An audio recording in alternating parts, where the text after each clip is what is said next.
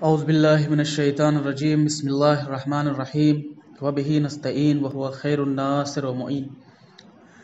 جیسا کہ واجبات نماز کے سلسلے میں مسائل بیان ہو رہے تھے، کل تمام واجبات نماز کے جتنے 11 ہیں ان سب کو بیان کیا جا چکا ہے۔ آج انشاءاللہ نماز میں جو ایک مستحب چیز ہے جسے قنوت کہتے ہیں اس کے بارے میں بیان کیا جائے گا۔ واجبات نماز جو 11 ہیں، جیسا کہ نیت، قیام، تکبیرۃ الاحرام، رکوع، سجود، قراءت، ذکر، تشہد، سلام، ترتیب، موالات، ان تمام چیزوں کے بارے میں ایک ایک کر کے تمام مسائل بیان کیے جا چکے ہیں۔ انشاءاللہ آج وہ مستحب چیز کہ جسے قنوت کہتے ہیں اس کے بارے میں مسائل بیان کیے جائیں گے۔ مسئلہ نمبر 1126، تمام واجب اور مستحب نمازوں میں دوسری رکعت کے رکوع سے پہلے قنوت پڑھنا مستحب ہے، لیکن نماز شفا میں ضروری ہے کہ اسے رجاءً پڑھے۔ یعنی رجا کا مطلب یہ ہے کہ شاید خدا کو ایسے مطلوب ہو، شاید خدا کو قنوت مطلوب ہو۔ رجا کا مطلب یہ ہے، اس نیت سے نماز شفا میں قنوت پڑھا جائے، جبکہ نماز شفا میں جو نماز کا طریقہ ہے اس میں بتایا گیا ہے کہ قنوت نہیں ہے، لیکن آغا سستانی کے نزدیک انہوں نے کہا ہے کہ ضروری ہے کہ رجا کی نیت سے قنوت پڑھا جائے نماز شفا میں۔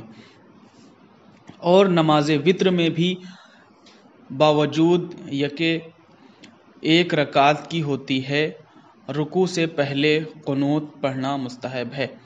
جیسا کہ انہوں نے بتایا کہ نماز وتر آپ سب کو معلوم ہے کہ جو نماز شب وغیرہ پڑھتے ہیں، نماز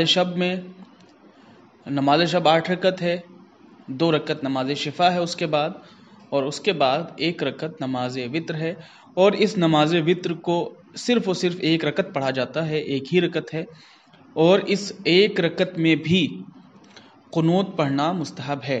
اور نماز جمعہ کی ہر رکعت میں 1 قنوت پڑھنا، نماز آیات میں 5 قنوت، اور نماز عید الفطر اور قربان کی پہلی رکعت میں 5 قنوت اور دوسری رکعت میں 4 قنوت پڑھنا مستحب ہے۔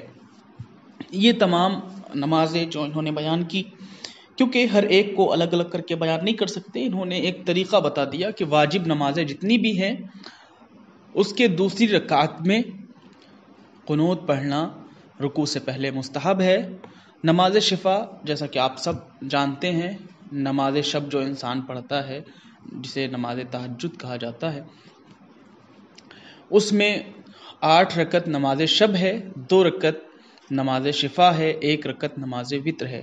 نماز شب کا جہاں پہ طریقہ لکھا گیا ہے وہاں پہ بتایا گیا ہے کہ نماز شفا میں قنوت نہیں ہے، جبکہ آغا سستانی نے فرمایا ہے ان کے مطابق ضروری ہے کہ رجا کے نیت سے، یعنی خداوند عالم کو شاید یہ قنوت مطلوب ہو، پڑھنا چاہیے۔ اسی طرح سے نماز وتر 1 رکعت ہوتی ہے، اس میں بھی قنوت پڑھنا مستحب ہے۔ اس میں آپ سب جانتے ہیں کہ بہت ساری طویل دعائیں بھی عرض کی گئی ہیں کہ جس میں پڑھنا چاہیے قنوت میں۔ اس کے بعد نماز جمعہ کے بارے میں 2 قنوت ہیں، اور نماز آیات میں 5 قنوت، نماز عید قربان اور عید فطر میں پہلی رکعت میں، نماز عید قربان اور عید فطر میں 5 اور دوسری رکعت میں 4 قنوت ہے۔ یہ تمام وہ چیزیں ہیں کہ جہاں پہ قنوت کے سلسلے میں نمازوں میں بتایا گیا ہے۔ مسئلہ نمبر 1227، اب جیسا کہ بتا دیا گیا کہ کس کس میں قنوت پڑھنا مستحب ہے، کہاں کہاں پہ قنوت پڑھنا مستحب ہے، تو اس کے بعد آگے فرما رہے ہیں کہ مستحب ہے کہ قنوت پڑھتے وقت ہاتھ چہرے کے سامنے اور ہتھیلیاں ایک دوسرے کے ساتھ ملا کر آسمان کی طرف رکھے، اور انگوٹھوں کے علاوہ باقی انگلیوں کو آپس میں ملائے اور نگاہ کو ہتھیلیوں پر رکھے۔ اس مسئلے میں کہنا یہ چاہتے ہیں کہ جو قنوت مستحب ہے اس کے پڑھنے کا طریقہ یہ ہے کہ چہرے کے سامنے اپنے ہاتھوں کو لائے اور اپنی انگلیوں کو ملائے، اپنے انگوٹھوں کو کھول لے، اپنے دونوں ہتھیلیوں کو آپس میں ملا لے، اور اپنی نگاہیں ان ہتھیلیوں کے اوپر رکھے، اور اس کے بعد جو دعا، کوئی بھی دعا جو بیان کی گئی ہے، جو بتائی گئی ہے، یا پھر جو دعا قنوت میں پڑھی جاتی ہے اس کو پڑھے۔ مسئلہ نمبر 1128۔ اب تک 1127 بیان کیا جا چکا ہے، اب 1128 میں بیان کرتے ہیں کہ قنوت میں کون سی دعا پڑھنا زیادہ مجرب ہے، مستحب ہے۔ اب قنوت میں کیا پڑھنا چاہیے اس کے بارے میں بیان کر رہے ہیں کہ قنوت میں اگر ایک مرتبہ، ایک دفعہ انسان سبحان اللہ ہی کہے تو کافی ہے، لیکن بہتر ہے کہ یہ دعا پڑھے۔ اب یہ جو دعا مجرب ہے، مستحب ہے، بہتر ہے کہ یہ پڑھی جائے کہ لا الہ الا اللہ العلی العظیم، لا الہ الا اللہ العلی العظیم۔ پہلے میں ہے کہ لا الہ الا اللہ الحلیم الکریم، لا الہ الا اللہ العلی العظیم، سبحان اللہ رب السماوات السبع ورب الارضین السبع وما فیہن وما بینہن ورب العرش العظیم والحمد للہ رب العالمین۔ اس دعا کو پڑھنا بہتر ہے کہ قنوت میں یہ دعا پڑھی جائے، جبکہ بہت ساری دعائیں ہیں کہ جن کو قنوت میں پڑھا جا سکتا ہے۔ اللہم اغفر للمؤمنین والمؤمنات والمسلمین والمسلمات الاحیاء منہم والاموات تعب بیننا وبینہم بالخیرات انک مجیب الدعوات انک علی کل شیء قدیر۔ یہ تمام دعائیں جو بیان کی گئی ہیں قنوت میں پڑھی جا سکتی ہیں، اور مستحب ہے کہ یہ تمام دعائیں پڑھی جائیں، مومنین کے لیے استغفار کیا جائے، طلب مغفرت کی جائے۔ یہ تمام چیزیں بیان کی گئی ہیں کہ ان چیزوں کو قنوت میں پڑھنا چاہیے۔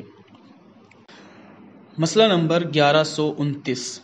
مستحب ہے کہ انسان قنوت بلند آواز سے پڑھے، لیکن اگر ایک شخص جماعت کے ساتھ نماز پڑھ رہا ہو اور امام اس کی آواز سن سکتا ہو تو اس کا بلند آواز سے قنوت پڑھنا مستحب نہیں ہے۔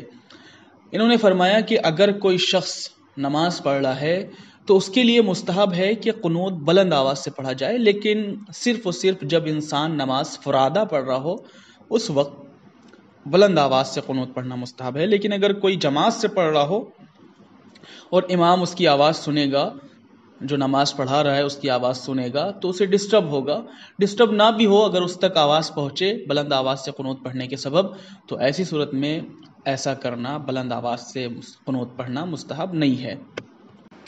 مسئلہ نمبر 1130۔ اگر کوئی شخص عمدن قنوت نہ پڑھے تو اس کی قضا نہیں ہے، اور اگر بھول جائے اور اسے اس سے پہلے کہ رکوع کی حد تک جھکے اسے یاد آ جائے تو مستحب ہے کہ کھڑا ہو جائے اور قنوت پڑھے، اور اگر رکوع میں یاد آ جائے تو مستحب ہے کہ رکوع کے بعد قضا کرے، اور اگر سجدے میں یاد آئے تو مستحب ہے کہ سلام کے بعد اس کی قضا کرے۔ اس مسئلے میں کہنا یہ چاہتے ہیں کہ اگر کوئی شخص نماز پڑھ رہا تھا تو اس کے لیے قنوت پڑھنا مستحب ہے، لیکن اگر کوئی جان بوجھ کے چھوڑ دیتا ہے تو اس کی قضا نہیں ہے۔ مستحب کا مطلب یہ ہوتا ہے کہ اس کے اوپر جبر نہیں ہے، اجباری نہیں ہے کہ وہ قنوت پڑھے ہی۔ اگر وہ چھوڑ دیتا ہے تو اس کے اوپر کوئی گناہ نہیں ہوگا، اس کے اوپر کوئی عذاب اور سزا نہیں ہوگی۔ لیکن اگر کوئی پڑھتا ہے تو اس کے لیے بہتر ہے، اسے ثواب ملے گا، لیکن اگر کوئی چھوڑ دیتا ہے تو اسے کوئی عذاب نہیں ملنے والا۔ اسی لیے انہوں نے فرمایا کہ اگر کوئی شخص نماز میں قنوت جان بوجھ کے چھوڑ دیتا ہے تو اس کی نماز صحیح رہے گی، اور اسے دوبارہ اس کی قضا بھی ضروری نہیں ہے۔